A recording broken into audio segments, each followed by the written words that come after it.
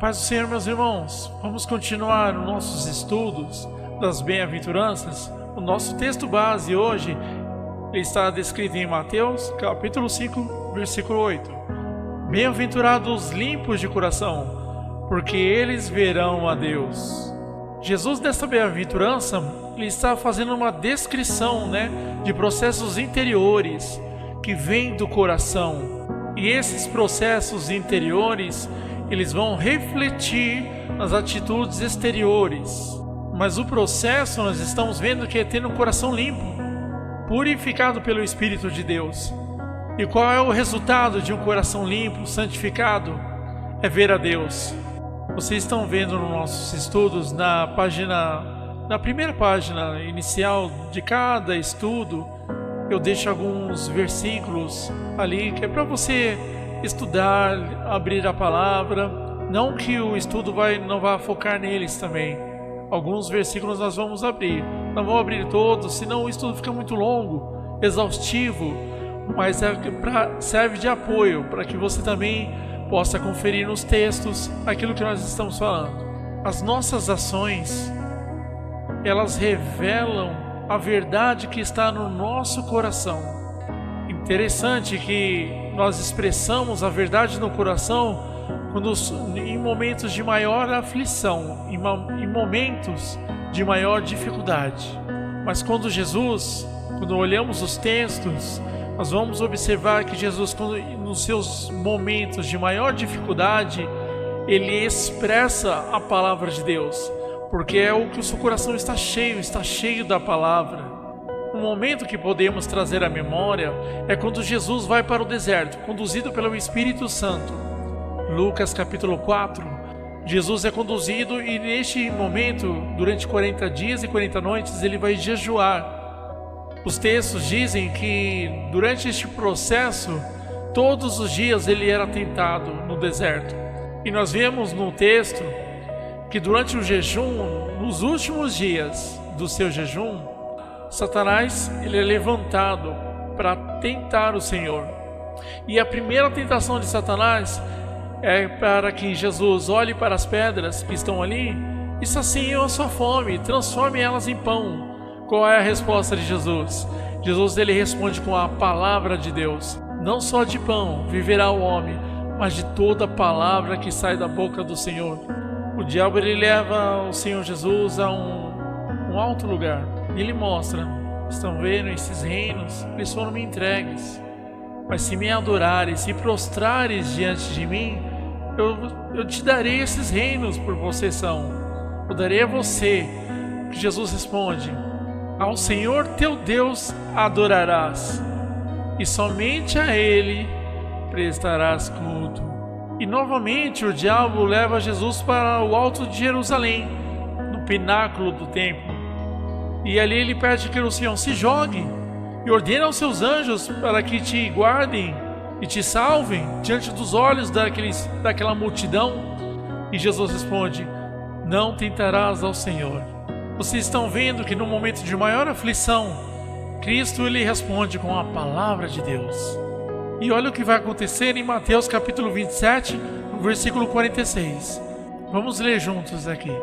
Por volta da hora nona, clamou Jesus em alta voz dizendo: Eli, Eli, lama sabachthani, o que quer dizer: Deus meu, por que me desamparastes? Essa mesma expressão, ela está descrita em Salmos capítulo 22, verso 1. Cristo, no seu momento de maior aflição, no momento da crucificação, ele exala a palavra de Deus. Agora, dentro deste mesmo contexto, em Lucas, no capítulo 23, no versículo 46, Jesus vai dizer: e Jesus clamou em alta voz: Pai, nas tuas mãos entrego o meu espírito. E dito isto, expirou.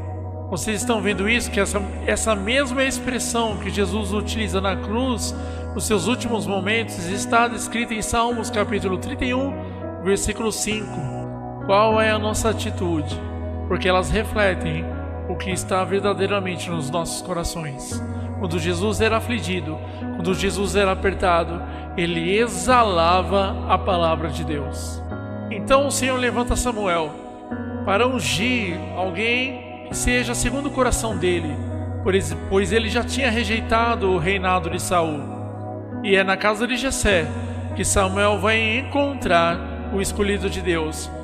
Mas será que os olhos de Samuel são segundo os olhos de Deus? Olha o que diz 1 Samuel, capítulo 16, versículo 7. Porém o Senhor disse a Samuel: não atentes para a sua aparência, nem para a sua altura, porque o rejeitei. Porque o Senhor não vê como o homem vê. O homem vê o exterior, porém o Senhor o coração. Quando Samuel entra na casa de Jessé e vê Eliabe, homem alto, forte, a primeira impressão de Samuel e de que aquele era o ungido do Senhor, o escolhido. Mas o que os nossos olhos muitas vezes veem não é o que o Senhor vê, porque o Senhor enxerga o coração. Olha o que o texto de Mateus, capítulo 6, versículo 1 vai dizer: guardai-vos de exceder a vossa justiça diante dos homens, com fim de serdes vistos por eles. De outra sorte, não tereis galardão junto do Pai Celeste. Uma certa vez, um rapaz no ministério, ele veio me procurar e ele estava muito triste. Ele disse que ele não era valorizado pelo talento que ele tinha, por tudo que ele fazia. E este rapaz estava frustrado a ponto de querer sair do ministério, da igreja, naquele momento. E eu disse para ele: quando nós fazemos para que as pessoas fiquem impressionadas, elas fiquem, olha como aquele homem é abençoado. Quando nós fazemos com essa intenção, nossas intenções estão erradas. Mas tudo que nós fazemos para honrar a Deus, que Deus seja honrado. E qual é a melhor maneira de receber a dádiva daquilo que nós oferecemos no ministério, na nossa vida cristã? Nós queremos receber a dádiva de Deus. Nós queremos receber o galardão de Deus. A recompensa dos homens, ela não é nada comparada ao que Deus pode dar para aquele cristão que exerce através do seu testemunho, através da sua vida, uma verdadeira fé, um verdadeiro cristianismo. A religião, ela criada pelos homens. Qual é a tentativa? O próprio nome diz, religião, ligar a Deus. Então é a tentativa frustrada do homem se conectar com o Criador. Mas isso não é cristianismo. Cristianismo é Deus dos céus, o Santo Deus, se conectando novamente com o homem. É a resposta de Deus, um Deus que ama, um Deus que tem compaixão, e ele se conecta com o homem. Então ele envia o seu Filho para morrer na cruz do Calvário, para que essa ligação ela seja feita novamente. E o Filho de Deus, Jesus Cristo, pelo sangue de Jesus, o verdadeiro e único caminho é que nos liga, que nos conecta novamente ao Pai. Todas as nossas tentativas de querer fazer essa ligação são frustradas com a força do nosso braço, com a nossa inteligência, com a nossa cultura. Mas quando olhamos para Cristo, quando reconhecemos que Ele é o Cordeiro que desceu dos céus, que se sacrificou pelos nossos pecados, essa conexão ela é possível, ela é verdade, ela se torna realidade em nossas vidas. É por isso que a ênfase de Jesus foi também denunciar esse tipo de religiosidade. Religiosidade praticada pelos fariseus da época, religiosidade praticada pelos doutores da lei. E vamos ler o texto de Mateus capítulo 23, versículos 5 até o 7. Praticam, porém, todas as suas obras com o fim de serem vistos dos homens, pois alargam os seus filactérios e alongam as suas franjas. Amam o primeiro lugar nos banquetes e as primeiras cadeiras nas sinagogas, as saudações nas praças e os serem chamados mestres pelos homens. Vocês estão vendo a chance do homem, o homem se inflamando perante a sociedade para demonstrar algo que eles não são. O seu coração está desviado de Deus, o seu coração não pratica a verdade, não há santidade no seu coração, não tem o coração limpo, mas por fora eles expressam uma religiosidade falsa. Eles querem os melhores lugares, eles se expressam de forma bela, bonita, eles vestem as suas melhores roupas, mas por dentro eles são como sepulcro caiados. Mas olha a advertência de Jesus Cristo para todo aquele que pratica a fé dessa forma, querendo mostrar somente de maneira exterior. Só importa o exterior, o interior não há mudança, não há santificação, não há limpeza. Somente uma fachada, uma embalagem falsa, o produto interno não presta. Esse tipo de religiosidade Jesus condenava. Em Mateus capítulo 23, do versículo 12 e 13, nós vamos ler: quem a si mesmo se exaltar será humilhado, e a quem si mesmo se humilhar será exaltado. Ai de vós, escribas e fariseus, hipócritas, porque fechais o reino dos céus diante dos homens, pois vós não entrais, nem deixais entrar os que estão entrando. Esses mesmos não buscam a vida de Deus, eles buscam a glória humana, eles querem ser honrados, eles querem ser conhecidos, eles querem divulgar diante da sociedade: olha como nós somos santos, olha como nós somos os escolhidos de Deus, somos os sacerdotes que levam a palavra de Deus, nós temos em nós a imagem do Deus vivo. Ora, eles expressam, com seus lábios, suas atitudes, mas o Senhor tem um chamado para aquele que verdadeiramente se humilha, porque esse sim será exaltado, mas aquele que se exalta será humilhado. E com essas atitudes de se engrandecer, de querer demonstrar uma santidade falsa, eles afastam, eles fecham a porta do reino dos céus para quem está vendo aquelas atitudes. Porque quem conhece eles e a prática da vida deles sabe que eles são falsos mestres, são guias cegos. Eles falam com sua boca, mas por dentro eles são cheios de arrogância, de ganância e de mentira. A sua vida não reflete o que eles representam. Ele diz em Mateus capítulo 7, versos 6 e 7, ele diz: respondeu-lhes: bem profetizou Isaías a respeito de vós, hipócritas, como está escrito: este povo honra-me com os lábios, mas o seu coração, está vendo que está falando do coração, está longe de mim, e em vão me adoram, ensinando doutrinas que são preceitos de homens. Esse texto está descrito em Isaías também, capítulo 29, verso 13. Vocês perceberam neste texto de Mateus capítulo 7, versos 6 e 7, Jesus está denunciando uma falsa adoração? Existe no nosso meio, nos dias de hoje, uma falsa adoração, que também era praticada nos tempos de Jesus Cristo. Qual é essa falsa adoração? É quando pessoas que, por conta de ver o sucesso que faz o mundo gospel e de falar das coisas com os evangélicos, começam a comercializar e querer se engrandecer, mas as suas vidas não refletem aquilo que eles cantam, aquilo que eles adoram, aquilo que eles pregam. Eles não refletem nas suas vidas aquilo que eles anunciam. E a palavra de Deus, ela denuncia isso como uma falsa adoração. A verdadeira adoração é aquela que sai de um coração limpo, um coração transformado, regenerado pelo sangue de Jesus Cristo. Por isso que é tão importante guardar o nosso coração.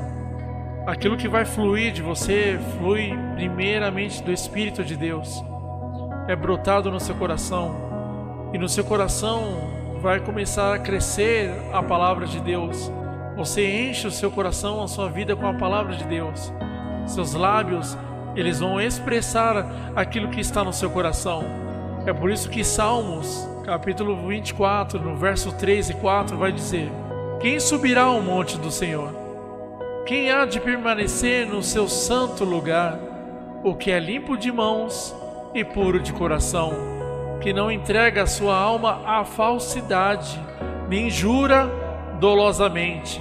Vocês viram que Quando nós falamos dos fariseus da época, dos falsos profetas, de homens e mulheres que até os dias de hoje eles agem não refletindo aquilo que está no coração de Deus. As suas obras são enganosas. Por fora cantam louvores, se apresentam em shows, pregam a palavra dentro das igrejas, ensinam a palavra, gostam de serem chamados de mestres, de doutores da lei, gostam de toda a glória humana, mas na verdade os seus corações estão corrompidos. E Deus é o que sonda os corações. Quem somos nós para julgarmos e sabermos quem são estes? Mas o Deus que sonda os corações, Ele sim julgará a estes povos. Ele sim julgará esses falsos profetas, esses adoradores inúteis que se levantam no meio do povo de Deus com uma adoração de um coração falso. Eles não verão a Deus, mas é aquele que tem o coração humilde, quebrantado, que foi transformado pelo sangue de Jesus, que expressa a verdade, muitas vezes não tem a oportunidade de aparecer, às vezes por conta de ser simples, humilde, as pessoas não te dão honra, mas o Deus que te vê secretamente, esse sim te honrará. E que glória é essa maravilhosa ser honrado pelo Senhor, porque a honra dos homens é passageira, mas a honra de Deus ela é eterna. Em Provérbios capítulo 4, no versículo 23, olha o que o texto diz: sobretudo, o que se deve guardar, guarda o coração, porque dele procedem as fontes da vida. Quando nós lemos em Provérbios, sobretudo guarda o teu coração, porque dele procede as fontes da vida. Então do nosso interior que procede as fontes da vida. E se Cristo está em nós, se fomos regenerados, nascemos de novo, temos o coração limpo diante de Deus, não criar em nossos corações raiz de amargura, de tristeza, coisas que ficaram no passado, falta de perdão. Talvez você não tenha liberado perdão sobre algumas pessoas, você ainda guarda tristezas que lhe causam depressão. Porque o que é a depressão? A depressão é a pressão de coisas passadas. E essas coisas passadas ainda estão afligindo o seu coração. São raízes de amargura, você tem que parar de alimentar elas. Você tem que permitir que o Espírito de Deus ele venha e arranque essas raízes de amargura. Esse processo ele é doloroso, não é fácil. Não é fácil perdoar, não é fácil mudar, não é fácil carregar a sua cruz, mas o Senhor nos chamou para essa grande obra. Se você quiser ter um coração limpo, transformado diante de Deus, se você quiser ter a experiência na vida eterna de conhecer o Senhor e vê-lo face a face, purifique seu coração. Permita que o Espírito Santo venha como fluir de águas vivas no seu interior, para que você também possa fluir de dentro de você ainda nessa vida, ainda nos dias de hoje, fluir como um turbilhão de águas vivas. E onde essas águas passam, elas purificam, elas tiram a sujeira, elas tiram o mal. Por onde você passar, a palavra de Deus ela é compartilhada, ela é transmitida. Você é um canal de bênção nas mãos de Deus. Você é um instrumento de Deus para levar vida, mas para isso precisa purificar o coração. Então permita que o Senhor inicie a obra primeiramente no seu interior. Antes do seu exterior exalar o perfume de Cristo, o seu interior precisa ser transformado. Permita que o Espírito Santo de Deus te transforme de dentro para fora. Que essa palavra venha falar no seu coração. Ore ao Senhor, peça uma purificação do coração e a promessa de Deus se cumprirá na sua vida. Você verá o Senhor face a face. Muito obrigado, a paz do Senhor Jesus.